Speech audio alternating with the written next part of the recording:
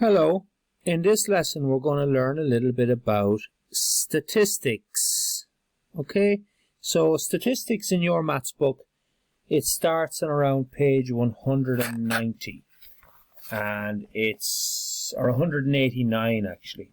And what are statistics? Well, statistics is just another word for information. So looking to find things out. And really we can see statistics all around us every day. For example, let's take a look at this first example, the weather forecasts for the week. So on Thursday, it's due to be 18 degrees, that's the highest temperature it's going to be, and it's going to be 5 degrees at night time, that's the lowest temperature it's going to be. On Friday, it's going to be 19 degrees, that's the highest temperature during the middle of the day. And then at night time on Friday, it's going to be 7 degrees. And you see that repeated for the rest of the week. This is information that we can use to help us plan our week. So if we were looking for the perfect day to go for a walk, we might decide to go on Saturday because that's the warmest day. If we were looking for a day to maybe hang out our washing to dry on the line, we could pick either Thursday, Friday, and Saturday, or even Sunday, or Monday, or Tuesday. Now, we wouldn't pick Wednesday or Thursday because you can see it's going to rain on those 2 days, so that wouldn't be a good day to hang out our washing. So, weather forecasts are an example of statistics because they give us information on what is happening in our world. So that's one example. Another example of statistics would be a sports table. So let's look at this table of the Premiership Soccer. We see that in first place we have Liverpool. We see that they've played 29 games. They've won 27 of them. They've drawn one of them. They've lost one of them. They scored 66 goals and 21 goals were scored against them. And in total, they've picked up 82 points so far in the league. In second place is Man City, and it gives similar statistics or information for that team. And it repeats all the way down the league table. We have all of this wonderful statistics, all of this information on how well each team is doing, how many goals they've scored, how many goals were scored against them, and crucially, how many points they have. And from that table we can see who is in first place, who is in second place, who is in third place, etc., etc. So all of this is information on what's happening in the Football League.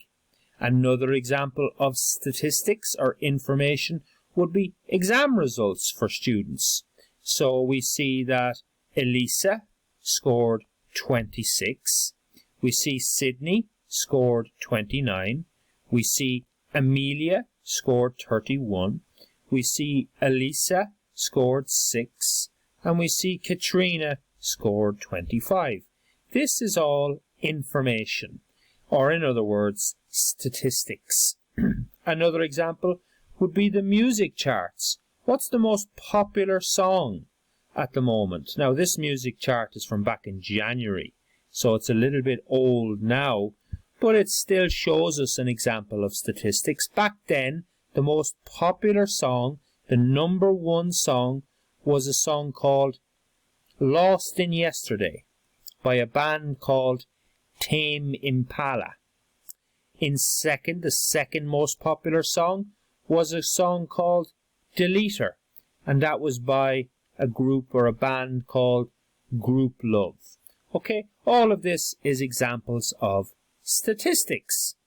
Now let's ask ourselves, for you to try and collect some statistics. So now it's time for you to collect some statistics. In your copy, draw a box like this one here. Okay, so big box, and divide it down the middle and put some lines going across like that. Okay, now how many lines do you put across? Well, I've put space for 1, 2, 3, 4, 5, 6 answers. So you might put in different amounts depending on the following. Because what we're about to do is, we're about to fill in this box with the name and the age of everyone you live with. Okay, so your family. You can even include pets if you have any.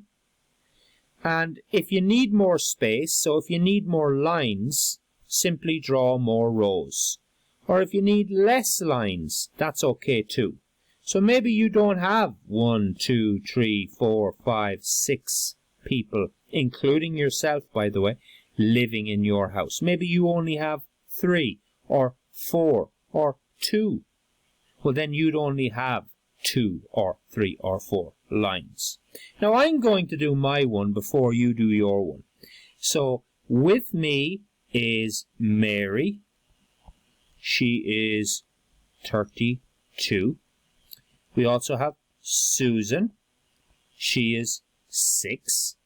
We have Bill. He is 4. We also have me.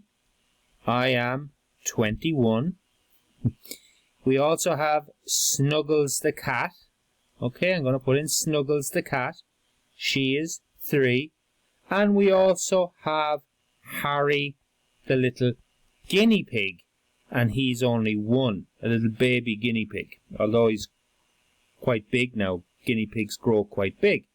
So they're my details, but you fill in your own ones when you pause this video in a moment. Okay? So draw the box, put name up here, put age over here, and then fill in the table with the names of the people you live with, including yourself, and the ages of those people in this column. Okay, so pause the video now and fill in your answers.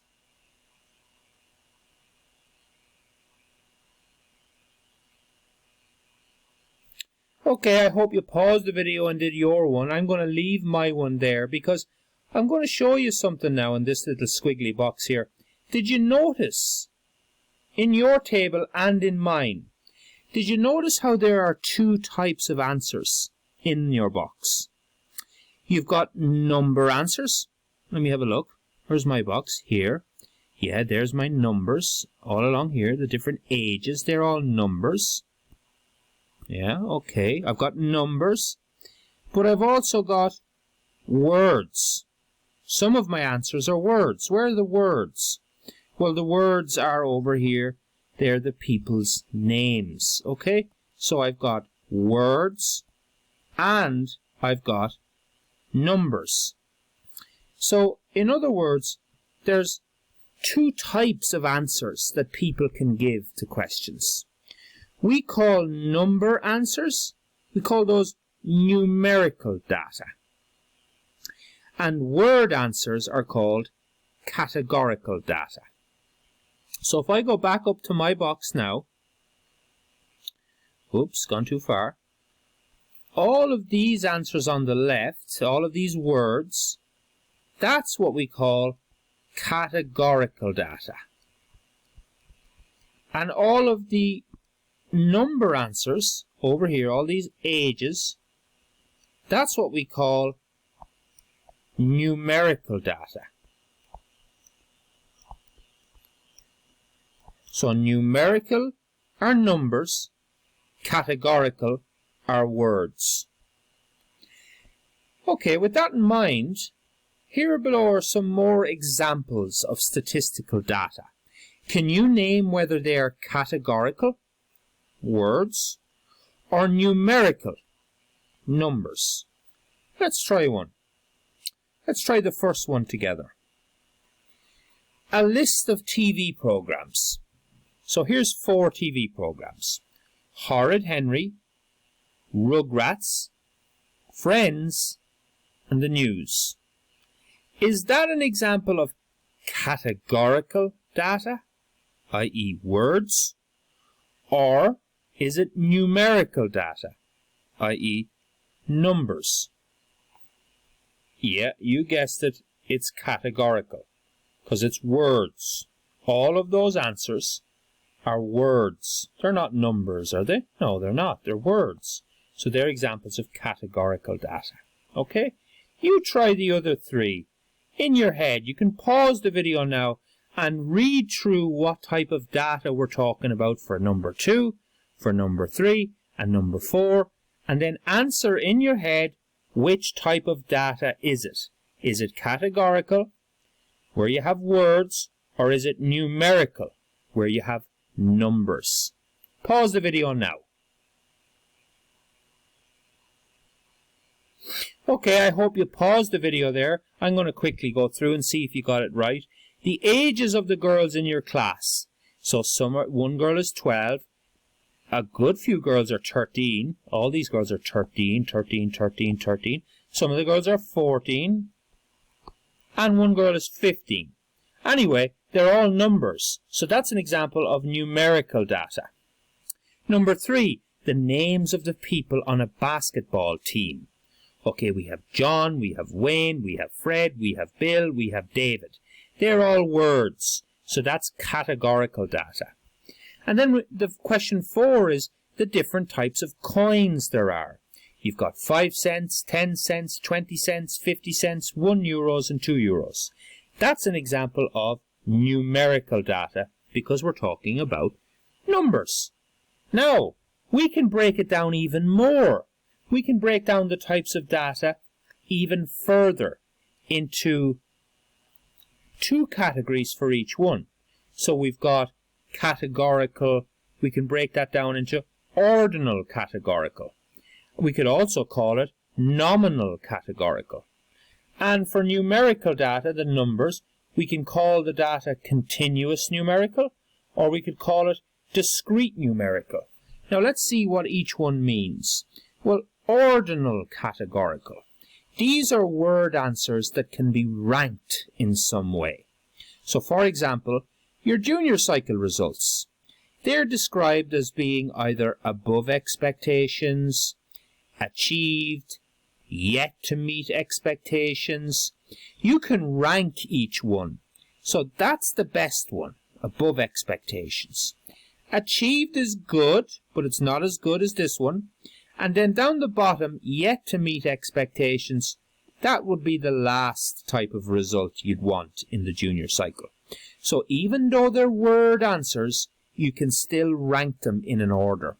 Another example of categorical ordinal or ordinal categorical would be income level descriptors. So if you were described as upper class, that means you earn more than people who are middle class, and it means you earn more than people that are lower class. So you can rank those 3 word answers in order. Another type of ordinal categorical data would be the pollen count for today. So if you have hay fever, you'd know all about this. You can have a high pollen count, you can have a moderate pollen count, or you can have a low pollen count. So you can rank the pollen count even though it's word answers. Now some word answers you can't rank. They're called nominal categorical. So for example, people's favorite color. So let's say my favorite color is pink, and your favorite color is red, and Johnny's favorite color is yellow, and Susan's favorite color is blue. Well, which one of those colors is better than the other? None of them. You can't rank pink ahead of red just because you like pink. There is no order to it. It's unranked.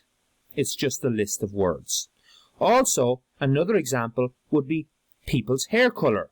Some people have black hair, some people have blonde hair, some people have red hair, some people have brown hair.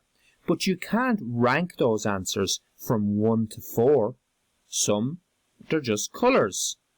Okay, in the next video, we'll take a look at the different types of numerical data.